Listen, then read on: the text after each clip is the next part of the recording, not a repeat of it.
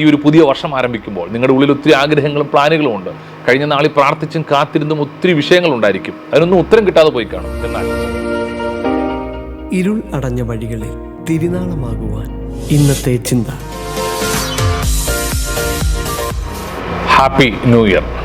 ഈ ഒരു പുതിയ വർഷം അനുഗ്രഹത്തിൻ്റെ വർഷമായി തീരട്ടെ എന്ന് പ്രാർത്ഥിക്കുന്നു. ഇന്ന് നമുക്കുള്ള ചിന്ത 40-ാമത്തെ സങ്കീർത്തനമാണ്. ദാവീദിൻ്റെ ഒരു സങ്കീർത്തനമാണ്. യഹോവയ്ക്കായി കാത്തിരുന്ന ഒരു ഭക്തൻ്റെ പ്രാർത്ഥനയാണ്. അതിൻ്റെ 1-ാമത്തെ വാക്യം പറയുന്നത്, ഞാൻ യഹോവയ്ക്കായി കാത്ത് ഇരുന്നു എന്നാണ്. ഈ കാത്തിരിപ്പിനേക്കാളും അല്പം കൂടെ ദൈർഘ്യം കൂടിയതാണ് കാത്തിരിക്കുക. 2 മണിക്ക് നമ്മുടെ വീട്ടിൽ ഒരാൾ വരുമെന്ന് പറഞ്ഞാൽ നമ്മൾ കാത്തിരിക്കും. 2 മണിക്ക് വന്നില്ലെങ്കിൽ 3 മണിയാകും, 4 മണിയാകും. അതിന് പറയുന്നത് കാത്ത് ഇരുന്നു എന്നാണ് പറയുന്നത്. അത് അല്പം കൂടെ ദൈർഘ്യമേറിയതാണ്. ദൈവത്തിന് വേണ്ടി കാത്തിരുന്നൊരു ഭക്തനെ കാണാൻ കഴിയുന്നുണ്ട്. ഞാൻ പലപ്പോഴും ചിന്തിക്കുന്നത്, മനുഷ്യൻ്റെ വാക്കുകൾക്ക് വേണ്ടി നാം എത്ര ദിവസങ്ങൾ വേണമെങ്കിലും കാത്തിരിക്കും. എനിക്കൊരു പണം ആവശ്യമുണ്ട്, ഞാൻ നിങ്ങളുടെ അടുത്ത് വന്ന് പണം ചോദിക്കുന്നു. ഞാൻ പറയുന്നു എനിക്കൊരു 10,000 രൂപ വേണം. നിങ്ങൾ പറയുക നാളെ വന്നാൽ തരാം. ഞാൻ നാളെ വരും. നാളെ വരുമ്പം പറയുക റബ്ബർ വിറ്റില്ല, മറ്റന്നാൾ തരാം. ഞാൻ മറ്റന്നാളും വരും. എന്നിട്ട് പറയുന്നു മറ്റന്നാൾ ശരിയായില്ല, തിങ്കളാഴ്ച വരാൻ പറഞ്ഞാൽ തിങ്കളാഴ്ചയും വരും.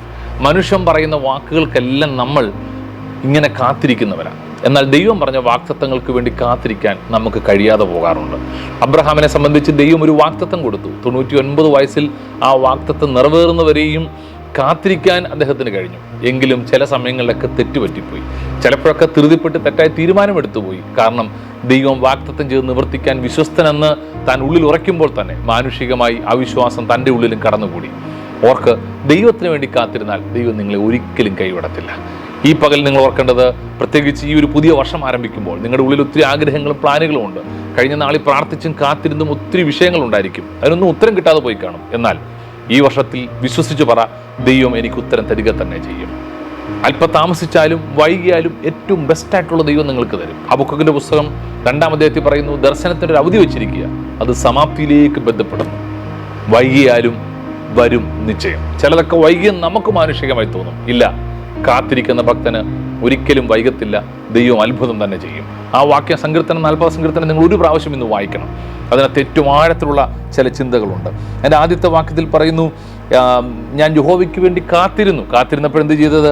എൻ്റെ നിലവിളി അവൻ കേട്ടു. 1, നിലവിളി കേൾക്കുന്നൊരു കർത്താവ് നമുക്ക് വേണ്ടിയുണ്ട്. 2, കുഴിയിൽ നിന്നും കൊഴിഞ്ഞ ചേറ്റിൽ നിന്ന് എന്നെ കയറ്റി. മാത്രമല്ല, ഞാൻ കിടന്ന ആ സ്ഥലത്ത് നിന്ന് എന്നെ കയറ്റി, പ്രതിസന്ധിയിൽ നിന്ന് എന്നെ കയറ്റി, രോഗത്തിൽ നിന്ന് എന്നെ കയറ്റി. നിങ്ങൾക്ക് പറയാൻ കഴിയത്തില്ലേ, കഴിഞ്ഞ നാളിലെ പ്രശ്നത്തിൽ തന്നെ കരകയറ്റി, കഴിഞ്ഞ വർഷങ്ങളിലെ പ്രശ്നത്തിൽ തന്നെ കരകയറ്റി. 2024 ദൈവം എന്നെ കൊണ്ട് നിർത്തിയെന്ന് ഉറപ്പോടെ പറയാൻ കഴിയത്തില്ലേ? കാലുകളെ ഒരു പാറമേൽ നിർത്തി. ആ പാറ ക്രിസ്തുവാണ്. നമുക്ക് ഉറപ്പുള്ളൊരു പാറ, താണുപോകാത്ത, മാറിപ്പോകാത്ത, ഉറച്ചു വിശ്വസിക്കാൻ കഴിയുന്ന ഒരു പാറ ക്രിസ്തുവാണ്. അവിടെയാണ് നമ്മുടെ കാല് ഉറപ്പിച്ചു വെച്ചിരിക്കുന്നത്.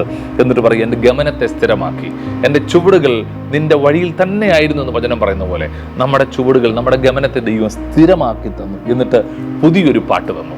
ഇന്നു മുതൽ എന്നും പാട്ട് പാടണം. ദൈവം തന്ന ആ പാട്ട്. ഈ സങ്കീർത്തനം വീണ്ടും നിങ്ങൾ വായിക്കണം. പ്രതിസന്ധി വരുമ്പം വീണ്ടും വായിച്ച് ധൈര്യപ്പെടണം. ഏറ്റവും പ്രധാനപ്പെട്ട ഒരു വാക്യം കൂടെ ഞാൻ പറയുന്നത്, എൻ്റെ 17-ാമത്തെ വാക്യം പറയുന്നത്, ഞാനോ എളിയവനും ദരിദ്രനുമാകുന്നു, എങ്കിലും കർത്താവ് എന്നെ വിചാരിക്കുന്നു. ലോകത്തിൽ ഒത്തിരി സൃഷ്ടികളും ഒത്തിരി ആയിരക്കണക്കിന്, ലക്ഷക്കണക്കിന്, കോടിക്കണക്കിന് ആളുകളുണ്ടെങ്കിലും നിങ്ങളെ വിചാരിക്കുന്ന ഒരു കർത്താവുണ്ട്. ശിഷ്യന്മാര് കർത്താവിനോട് ചോദിക്കുന്നുണ്ട്, ഞങ്ങൾ നശിച്ചു പോകുന്നതിൽ നിനക്ക് വിചാരമില്ലയോ? നിശ്ചയമായിട്ടുമുണ്ട്. നിങ്ങൾ പ്രതിസന്ധിയിലാകുന്നതിൽ കർത്താവിന് വിചാരമുണ്ട്. നിങ്ങൾ ഇന്ന് നേരിടുന്ന പ്രശ്നത്തെയും കർത്താവ് കാണുന്നുണ്ട്. കർത്താവ് അറിയാതല്ല ഇത് സംഭവിക്കുന്നത്.